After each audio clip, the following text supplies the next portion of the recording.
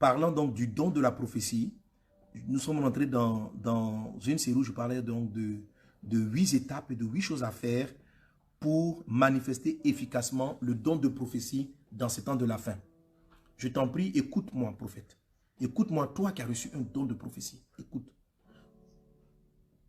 Serviteur et servante de Dieu, toi qui exerces même le prophétique depuis déjà de longues années et qui peut-être est un expert dans le domaine, tant tes visions sont précises, tant les choses que tu reçois de Dieu sont exactes et arrivent exactement comme tu l'as prévu. Cet enseignement-là aussi est pour toi. Je vous t'en supplie.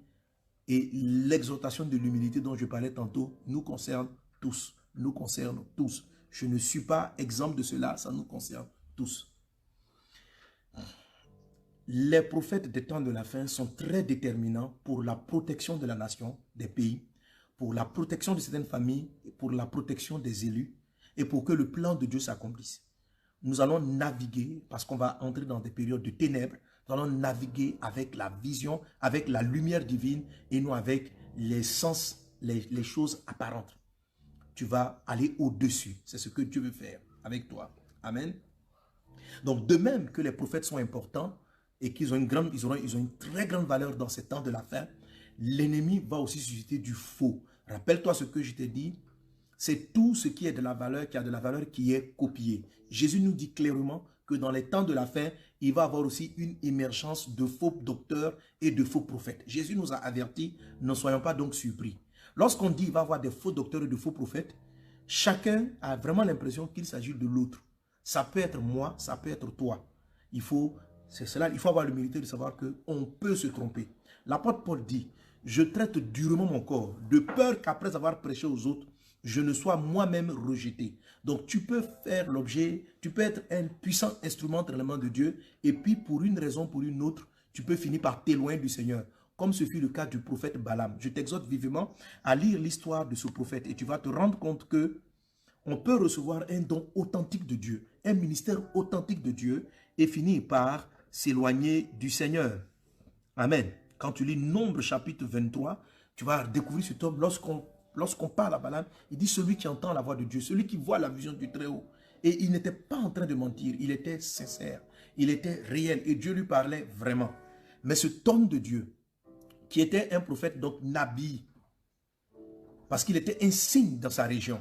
Balaam était un Nabi. Balaam était un Nébi. Parce que Balak, le roi qui est venu le solliciter, disait de lui, il dit, mais quand tu bénis, les gens sont bénis. Quand tu maudis, les gens sont maudits. En fait, donc, c'était un Nébi. Balaam était un Nébi, il était un Nabi, comme tout prophète, et il était un Nébi. Il avait vraiment une parole de bénédiction puissante. Mais Balaam était conscient d'une chose, c'est que il ne s'agit pas de bénir selon sa propre volonté ou de maudire selon sa propre volonté. Il faut que l'esprit t'ait poussé. Amen. Il faut que l'esprit t'ait poussé. Et c'est la réponse qu'il a accordée à Balak et à ses envoyés pour dire qu'il ne pouvait pas parler au hasard. Il fallait que Dieu lui ait parlé. Mais toujours étant conscient de la révélation de Dieu, il s'est quand même laissé entraîner progressivement. La Bible nous dit que c'était par l'amour de l'argent. Par l'amour de l'argent, il se retrouvait, il avait besoin d'avoir des visions. Quand vous lisez, vous avez vraiment, si vous lisez l'histoire de Balaam à partir de Nombre 23, vous avez vraiment une école de prophètes. Sauf que, à la fin, donc, vous allez voir que pour prophétiser, Balaam se tenait sur la montagne. Il fallait qu'il soit élevé en hauteur. Donc, il s'agit, c'est vrai, d'une montagne physique, mais c'était un modèle pour nous dire, pour nous parler des tours, qu'il faut s'élever pour avoir une vue générale. Et Balak, pour favoriser ses fausses prophéties, pour dire, il faut essayer de lui donner de voir des portions du peuple. À un moment donné, il lui a donné de voir tout Israël. Et quand Balaam essayait de prophétiser, il n'annonçait que des bénédictions. Et puis, à un moment donné, donc, il essayait de changer sa vision. Donc, un prophète prophétise en fonction de ce qu'il voit. C'est pourquoi eux tous sont appelés des voyants. Donc, quand on dit ce que tu vois, ça peut être une vision, ça peut être un songe, ça peut être une perception intérieure. Ok? Donc, Balaam regarde un certain nombre de choses et à la fin, tout ce qui ressort de sa bouche, c'est bénédiction. C'est de manière charnelle qu'il a conseillé, et ça on le voit dans le livre de Josué, qu'il a conseillé maintenant à Balak de faire rentrer l'iniquité au sein du peuple, d'amener le peuple à pécher, et lorsqu'ils auront péché, ils pourraient donc détruire le peuple. Ok? Il est dit par exemple en Josué chapitre 13, verset 22, « Parmi ceux que tuèrent les enfants d'Israël, ils avaient aussi fait périr avec l'épée le devin Balaam, fils de Béor. » Voilà, donc c'est ainsi que donc, ce Balaam-là, fils de Béor, a été tué. Et ici maintenant, ce prophète-là, on l'a carrément appelé un devin. Voilà, un devin. Je vais vous lire encore le passage. Et vous allez voir que plusieurs prophètes dans la parole de Dieu, hommes de Dieu, Dieu va souvent prendre l'exemple de Balaam pour leur dire de faire attention. Il est dit par exemple en Néhémie chapitre 13 verset 2.